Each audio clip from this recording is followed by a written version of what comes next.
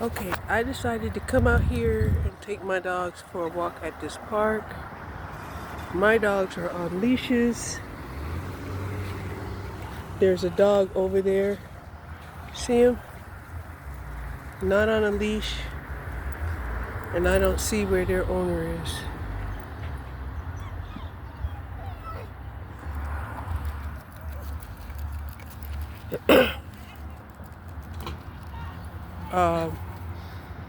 I have a problem with that because all dogs are supposed to be on a leash. I have a puppy and she's not socialized in etiquette, and I don't want a dog fight to incur. Okay, it's not a situation I felt like I was gonna come up because I wanted to take my doggies out. Stop.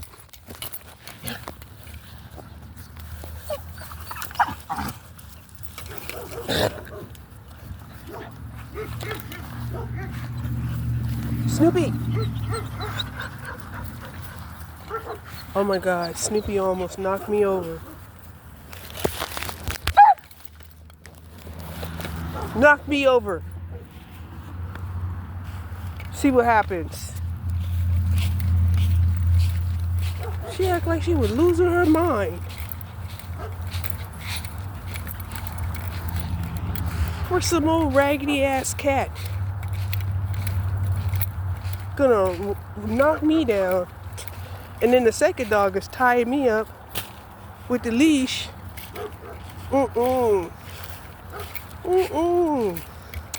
So, anyway, I came across this video. One of my favorite content creators.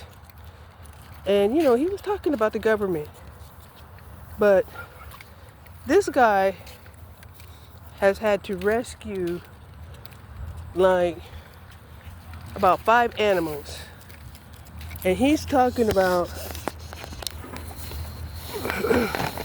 that people should be more responsible when they, get an animal, right? Well, that's cool, right? But a lot of times people don't know that they're not going to have what it takes, to have an animal, right? Such as today. Today was supposed to be Gracie's last vaccination. Come on this way. It was supposed to be the day that I was going to take her to get her last vaccination. However, what I had experienced the last 2 times that I've gone to the Texas Coalition was a line of people, and some of them have litters, okay? And yeah, there were people who felt like they were going to be able to produce the desired breed of pet, right? And that will be a means of income.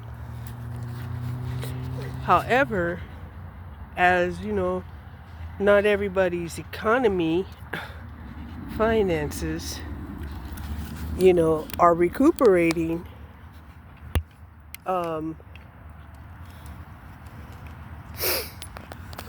people are like, no, that's just too much responsibility. You have the shots, you have the food, you have the maintenance, Um, the cleanup, it's a lot. It's like a child, right? If they get injured, they have to go to the hospital just as if they were a child. And yet, they just recently allowed some states, not all states, but some states, they had allowed pet insurance. But even so, there's no deductions, there's no protection that we can have, like when it comes to our pets, right? It can cost us thousands and thousands and thousands and thousands dollars a year, right? But we can't claim them as a deduction on our on our taxes for being a service animal, even though it costs you a lot of money to declare an animal as a service animal. It just allows you to be able to take them and have them enter into places with you for your emotional support. But you don't get to write them off as a medical expense. No, I don't think so.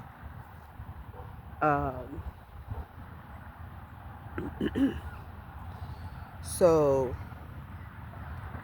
yeah. So I was a little offended when the offender said that it's irresponsible that people would just drop their pets off. That they should at least try to find a home.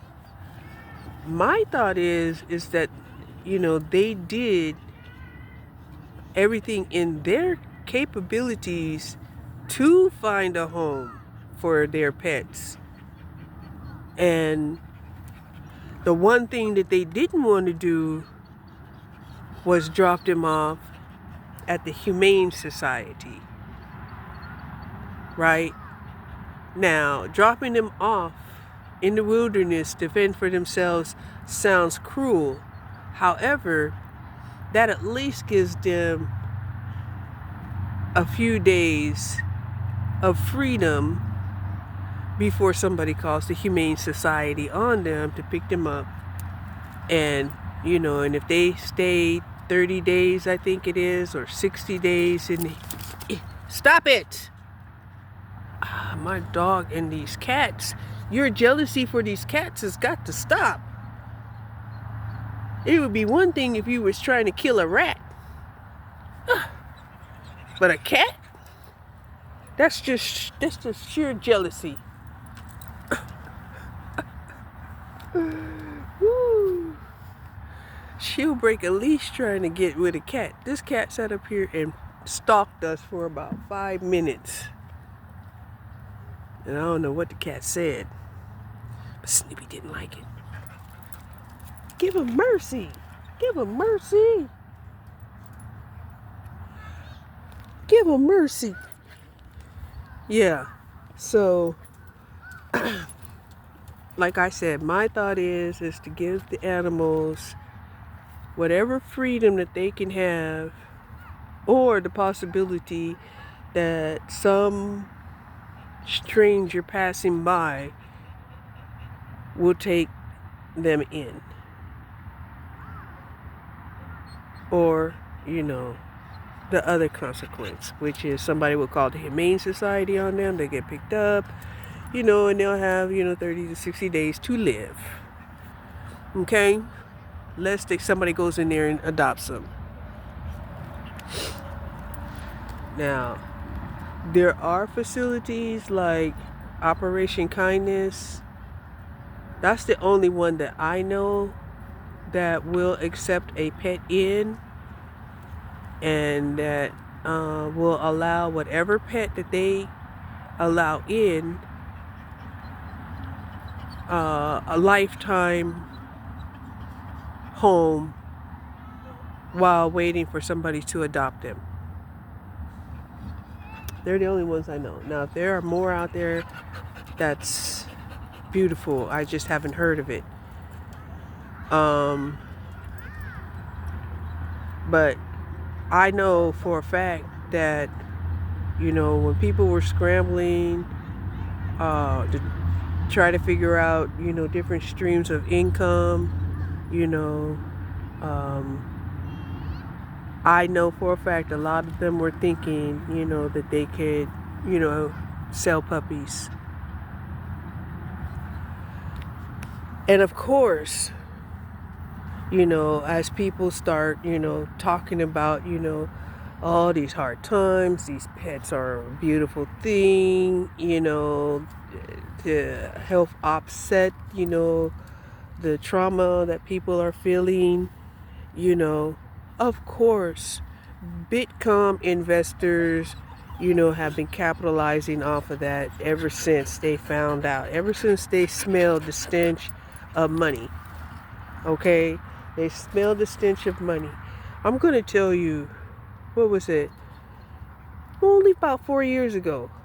About 4 years ago, my dog could get a complete set of shots for $25.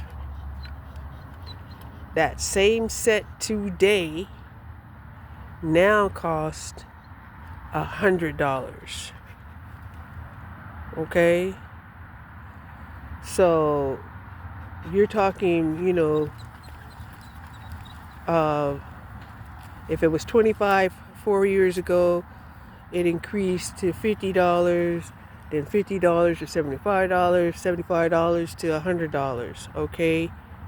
Not that I needed the shots every year, but by the time I went back to go get more shots, that's what it looked like, right? That the shots are now 400% what it was 4 years ago. That's a lot, right? And a lot of people are like, oh, Bitcoin, right? But I know when Bitcoin even came into play, I was like, who are these people? And where did they come from? Right? Because these are not, people that you would say came out of Harvard or Stanford or, or any particular college. These are people who devised a bait and switch. Have you ever heard of a bait and switch? Right? It's like a bait and switch. However, the next time that you come back, they'll know that whatever you came back for has now increased in value, and they're going to charge you for that value even twice or 3 times or 4 times as much. You understand? So this is where, people have to realize it's not just the insiders, right? It's not just the insiders, but the insiders have other associates, which are these people who devised this whole Bitcoin situation that never should have been allowed to thrive or be accepted, much less be on the stock market, right? And it's like, what is this?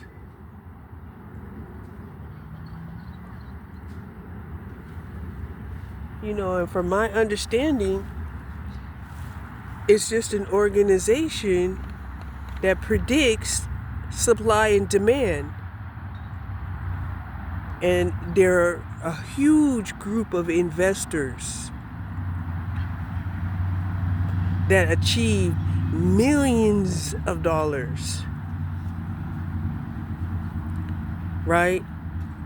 And as a result of achieving this type of millions in the way that they did, they're trying to figure out, do they have the ability to get back into legitimate business trades? And it doesn't appear as if they can, because the economy is so bad as a result of hoarding, stockpiling, inflating prices, and then, assuming that they know behavior, that if they bring the price down to the original price that they bought it at, that they're not going to lose. And people are like, no, the food that I used to get, or whatever product that I used to get, it had a life cycle. I'm not buying,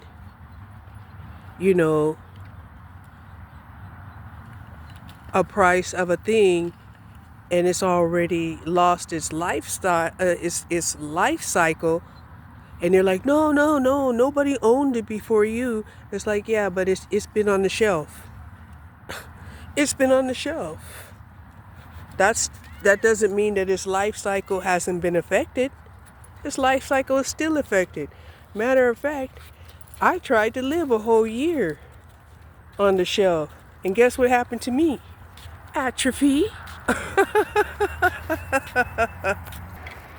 So, here's one of the things that bothers me about this puppy, and any puppy, right? My daughter didn't understand why I wanted to know who the parents were, right? Because I truly believe that inbreeding is a disease, right? And it can cause deformities and mental issues, mental and emotional issues. Understandably, okay?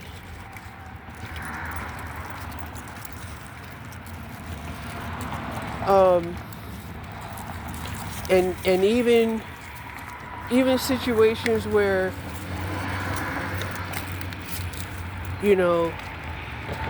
my opinion, people who propagate through lust and without love, it's a problem too, causing, emotional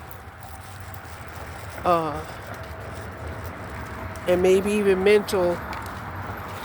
Come on.